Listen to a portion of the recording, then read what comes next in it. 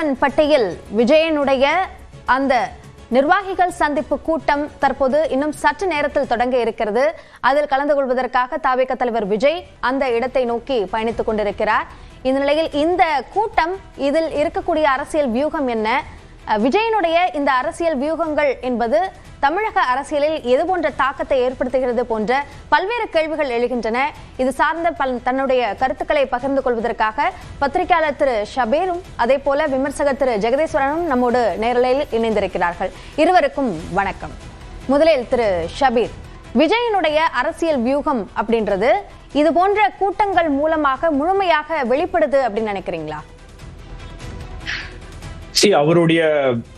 அவருடைய அரசியல் வியூகம் அப்படின்றது மக்களை கவர வேண்டும், மக்கள்கிட்ட ரீச் ஆகணும் அப்படின்றதுல அவரு ரொம்ப தெளிவாக இருக்கிறார் அப்படின்றது நம்மளால புரிந்து கொள்ள முடிகிறது. ஆனால் அதுல ஒரு பெரிய சிரமம் இருக்கிறது. அவருடைய கூட்டங்களை ஆர்கனைஸ் பண்றதும் அதே போல அந்த கூட்டங்களை கட்டுப்படுத்துவதும் ஒரு பெரிய சேலஞ்சாகவே காவல்துறைக்கும் இருக்கிறது, அதே போல விஜய்க்கும் இருக்கிறது. இப்ப அந்த SOP மற்ற விஷயங்கள்லாம் கொண்டு வந்திருப்பதனால அது இன்னும் கொஞ்சம் கூடுதலான விஷயங்கள் கவனிக்கப்பட வேண்டும் அப்படின்றதுனால அது ஒரு பெரிய சேலஞ்ச் தான். ஏன்னா உங்களுக்கு கட்டுக்கடங்காத கூட்டம் கூடி விடுகிறது அப்படின்னும் போது அதை எப்படி கண்ட்ரோல் பண்றது, அதை எப்படி ரெகுலேட் பண்றது அப்படின்றது ஒவ்வொரு கூட்டத்திலயும் நீங்க அதை இது பண்ணும் அப்படின்னும் போது அது சேலஞ்ச் தான். ஆனால் அவர் மாசத்துக்கு ஒரு கூட்டம் நடத்துவோம் அல்லது 2 மாதங்களுக்கு ஒரு கூட்டம் அப்படின்ற அடிப்படையில இந்த மக்கள் சந்திப்போ அல்லது இந்த நிர்வாகிகளை சந்திப்பது அப்படின்ற ஒரு விஷயம் அது ஒரு டிஸ்கனெக்ட உருவாக்கிறதோ அப்படின்னு இருக்கு. என்ன விஜய் எதுவுமே பண்ணல அப்படின்ற ஒரு பேச்சும் ஒரு தோற்றமும் விடுகிறது. அப்போ அதை எப்படி சரி செய்வது, அதை எப்படி பேலன்ஸ் பண்றது அப்படின்றதுல அவரு ரொம்ப தீவிரமாக கவனிக்க வேண்டிய ஒரு கட்டாயம் என்பது இருக்கிறது. இப்ப நீங்க இந்த கூட்டமே பாருங்க, ஈரோடுக்கு பிறகு அவர் 2-3 கூட்டங்கள்ல அந்த ஹால் மீட்டிங்ஸ்ல அவர் பங்கெடுத்தார், பேசினார் அப்படின்றத தாண்டி உங்களுக்கு கீழேயே வரமாட்டேன்றாரு. அவர் மக்களை சந்திக்கக்கூடிய அந்த பயணங்கள் அப்படின்றது அது அன்றாட நிகழ்வுகளாக இருக்க வேண்டும், அல்லது அது ஒரு ரொம்ப அடிக்கடி நடக்கின்ற ஒரு நிகழ்வுகளாக இருக்க வேண்டும். ஒரு பக்கம் நீங்க பாத்தீங்கன்னா எதிர்கட்சி தலைவர் ரொம்ப ஆக்டிவா பல இடங்களுக்கு போயிட்டு இருக்காரு, இன்னொரு பக்கம் முதலமைச்சர் பல ஊர்களுக்கு போயிட்டு இருக்காரு அப்படின்னும் போது புதிதாக வருகின்ற ஒரு கட்சி தலைவர், 2வது அவருக்கு அவரை பார்க்கறதுக்கு மக்கள் கூடுறாங்க, அவர் சொல்லக்கூடிய பேச்சுக்கு மக்கள் கேட்கறதுக்காக மக்கள் கூடுறாங்க, 2வது அவரை நோக்கி ஒரு எதிர்பார்ப்பு இருக்கிறது மக்கள் மத்தியில அப்படின்னும் போது அதற்காக அவர் கூடுதலான சில விஷயங்களை செய்ய வேண்டும் அப்படின்ற ஒரு கட்டாயம் என்பது இருக்கிறது. சோ அதை அவர் கொஞ்சம் காலதாமதமாக செய்கிறார். அதனால அவருக்கு கொஞ்சம் அந்த ரெஸ்பான்ஸும் சில சமயங்கள்ல அந்த பிளக்சுவேஷன் இருந்துட்டே இருக்கு அப்படின்றாங்க. உதாரணத்துக்கு சொல்ல போனோம்னா 55 நாட்கள் கழித்து மீண்டும் ஒரு பெரிய கூட்டம் அப்படின்னும் போது உங்களுக்கு அந்த 55 டேஸ் அப்படின்ற அந்த கேப்ல பப்ளிக் பர்செப்ஷன் பல விமர்சனங்கள் என்பது வருகிறது, பல பேச்சுக்கள் என்பது வருகிறது. அதை அவங்களுடைய கட்சி தொண்டர்கள் அதை கவுண்டர் பண்ணிட்டு இருக்காங்க. இப்படியே தான் போயிட்டு இருக்கே தவிர அது ஒரு கண்டினியூஸ் ப்ராசஸ் ஆக இல்லை அப்படின்றத நான் பாக்குறேன். இப்போ நீங்க சென்னையில அவர் இருக்கும்போது நிர்வாகிகளை கூப்பிட்டு சந்திப்பது, பேசுவது, அதே போல கட்சி அலுவலகத்துல அடிக்கடி வருவது, இந்த மாதிரியான விஷயங்கள்லாம் அவர் செய்து கொண்டிருக்கிறார். ஆனா ஒரு பெரிய இம்பாக்ட கிரியேட் பண்ணணும்னா அவர் பேசணும், பல விஷயங்கள் குறித்து அவர் பேசணும் அப்படின்றதான் எதிர்பார்க்கிறாங்க. அது நடக்கல அப்படின்னும் போது தொண்டர்களாக இருக்கட்டும் ஏன் பேசவில்லை அப்படின்னு அவங்களும் குழம்பி போயிருக்காங்க.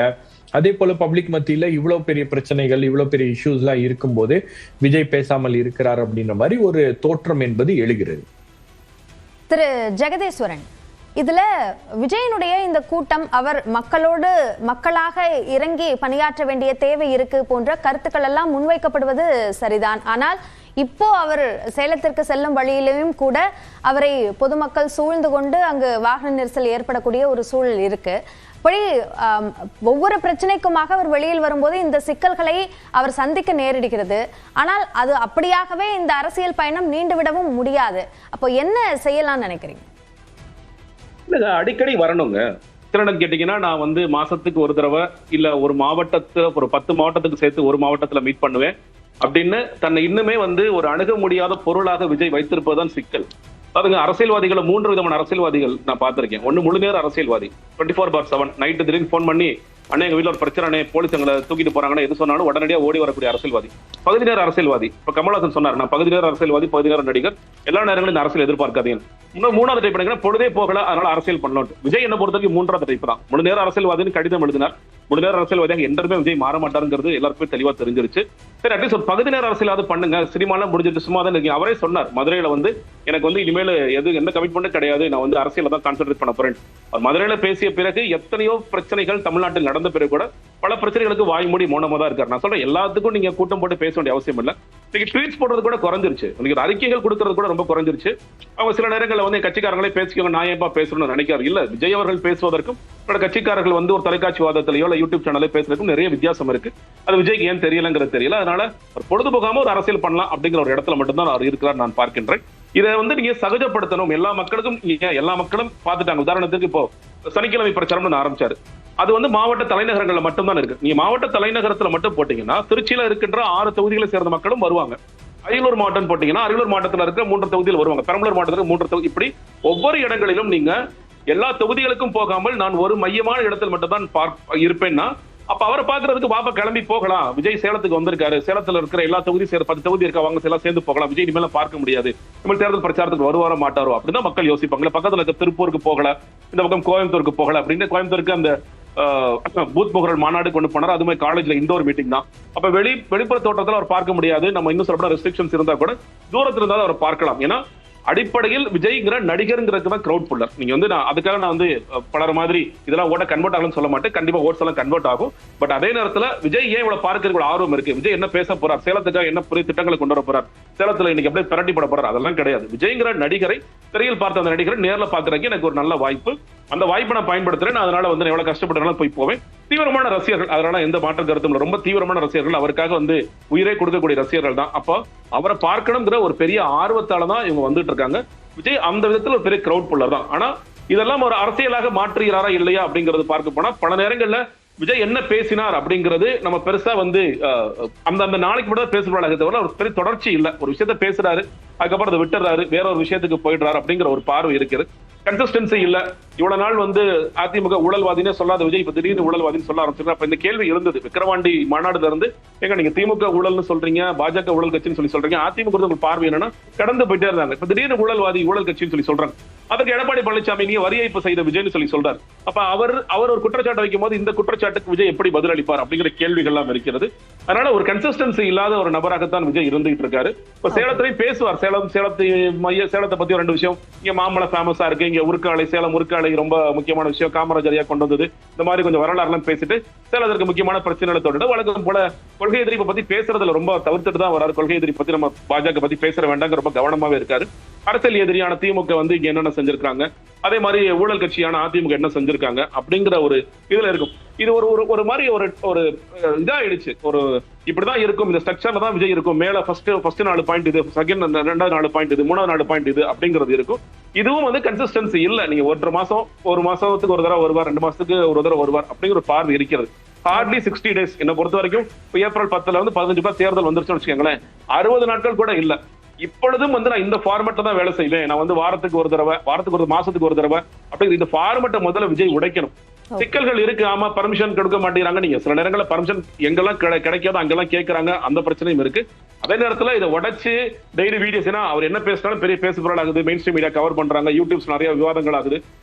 பல விஷயங்களை வீடியோல வீட்டுல உட்காந்துட்டு பேசலாம், பல விஷயங்களை எழுத்துப்பூர்வமா சொல்லலாம், அறிக்கைகளாக கொடுக்கலாம். இந்த 60 நாட்கள் ரொம்ப பரபரப்பா இருக்க வேண்டிய நாட்கள். எல்லா கட்சி தலைவர்களும் என்ன பண்ணிட்டு இருக்காங்கன்னு பார்க்கின்றோம். இன்னைக்கு வந்து விஜய் பேசுகின்ற பேச்சு இல்ல விஜயோட விஷயம்ங்கிறது எனக்கு தெரிஞ்சு அதே எவ்வளவு பெரிய பேசு பொருளாக மாறுங்கிற தெரியல. நீ காலைல முதலமைச்சர் அறிவிப்பு தான் இன்னைக்கு களத்துல இருக்கு. களத்துல கிராஸ் பண்ணி வரும்போதுதான் உனக்கு 5000 ஏறடிச்சா, எனக்கு 5000 ஏறடிச்சா, இதுதான் இந்த பேச்சு தான் அதிகமாக இருக்கு. ஸ்டாலின் ஐயா 2000 போட போறாரா, எடப்பாடி ஏற்கனவே 2000 சொல்லிட்டாரா அப்படிங்கிறது இன்னைக்கு முழுக்க வந்து திமுக இந்த களத்தை இன்னைக்கு எடுத்துருச்சு. விஜய் இன்னைக்கு என்ன பேசினாலும் முதல்ல பெருசா எடுபடுமா, இல்ல திமுக இன்னைக்கு இன்று காலை முதலமைச்சர் அறிவித்த விஷயங்கள் தான் எடுபடுமானா எனக்கு என்னமோ அதுதான் இன்னைக்கு எடுபடும் தோணுது. ஓகே மக்கள் கிட்ட அதுதான் போய் சேரும் அதிகமா அப்படின்னு சொல்றீங்க. திரு ஷபீர், விஜயனுடைய அரசியல் செயல்பாடுகள் அவருடைய முந்தைய செயல்பாட்டோடு தற்போது ஒப்பிடும்போது அதிகமா இருக்கு அப்படின்ற கருத்து இருந்தாலும் மற்ற அரசியல்வாதிகளோடு ஒப்பிடும்போது இது மிக மிக குறைவு என்ற பார்வை தான் முன்வைக்கப்படுது. இப்போ அதை சரி செய்யறதுக்கு விஜய் இன்னமும் என்ன செய்ய வேண்டியிருக்கு? இல்ல, அவருடைய இந்த மக்கள் சந்திப்புகள் அப்படின்றது வந்து ஒரு தொடர்ச்சியான ஒரு ப்ராசஸாக அது இருக்க வேண்டும். அது மட்டும் இல்லாம நீங்க தொண்டர்களிடம் பேசுவதும், கட்சியுடைய நிர்வாகிகள் மட்டத்துல அவர் வந்து கலந்துரையாடுவதும், அதே போல உங்களுக்கு வந்து திரு கட்சி ஷபீர், ஒரு தொண்டர்களுக்கு நிமிடம்.